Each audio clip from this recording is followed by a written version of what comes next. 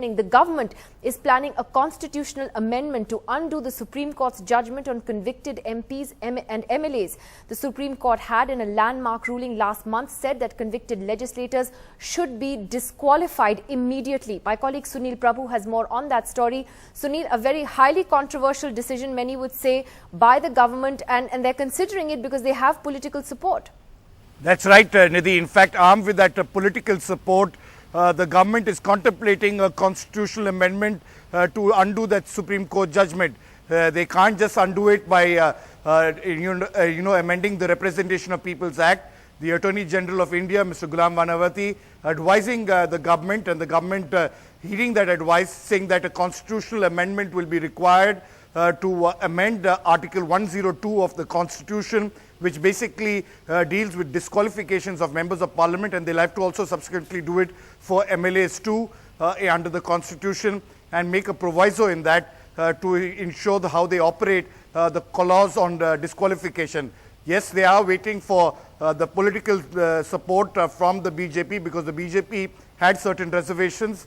They will be discussing this matter with the BJP top brass, and once, of course, the party gives its green signal, it will become a battle royal between the legislature and the judiciary, because the government of India clearly feels that the voices of parliament and the political parties need to be heard, and that's exactly their position at this stage. But of course, a political call has to be taken, but nevertheless, the government has prepared and is in the process of that consultation with the BJP to move a constitutional amendment to ensure that Parliament has the supremacy over disqualification of MPs and MLAs. All right, Sunil, that's a big story and a big development. Thanks very much for joining us with that tonight. Joining us also this evening now is the former Chief Election Commissioner, Mr. T.S. Krishnamurthy, and the politician on the panel tonight from the Shiv Sena, Mr. Rahul Narvekar. The Shiv Sena, one of the parties that the ADR has described as one with a high percentage of legislators who have criminal cases against them. Let me ask Mr. Krishnamurthy first, sir, what is your first reaction to the government's consideration of this constitutional amendment? There have been many who, while welcoming the Supreme Court's judgment last month, also cited some caution as well, saying that there were many complications that could also arise out of it. For instance, what would happen if someone who is convicted by a lower court is ultimately acquitted? In the meantime, he is disqualified as a legislator. So these were some of the points of caution that were raised. What do you think of the government's move, sir? Well, I wholeheartedly support the Supreme Court decision in this regard. I think Parliament should be cleaned of all corrupt and criminal elements, and I see no reason why the government should seriously think about amending the Act or the Constitution or whatever it is. I think it is a suicidal course of action. The political parties and the government should display courage, conviction and vision in ensuring that there is good quality democracy in this country. When a person is disqualified by a judgment, he temporarily loses his right. But if he is reinstated or if he is acquitted later on, he gets qualified. What is the harm in it? It's not a fundamental right to be in the parliament or a legislature. He is elected all right, but then he is subject to certain legal requirements.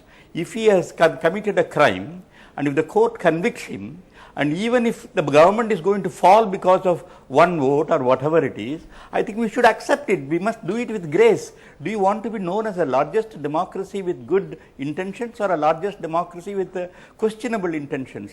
I strongly feel that the proposed action by the government is suicidal. It is not in their interest. It is not in the interest of democracy. It is not in the interest of political parties. Rahul Narvekar, let me ask you, because it's not just the government. The government's not doing this on its own. It's doing this because it has the political support across party lines for it. Mr. Krishnamurthy says it's a suicidal decision, it's an undemocratic decision, and it will lead the legislative on a collision course with the judiciary. How would you respond? Well, at the outset, let me make it very clear that, of course, there should be no criminalization of politics in this country. The houses, both Lok Sabha as well as the Vidhan Sabhas in various states, should be free from corruption and should be free from lumpen elements who have indulged in any kind of criminal activity. There is no doubt about that. But in the same breath, I would like to reiterate the jurisprudence that prevails in this country, and it is you rather I mean, you're not guilty unless you're innocent unless you're proved guilty. And number two, you rather acquit 10 I mean, you rather than rather than punishing a person who is not guilty and probably letting go of 10 people who are guilty, I would rather let go 10 people who are guilty than punish someone who is not guilty.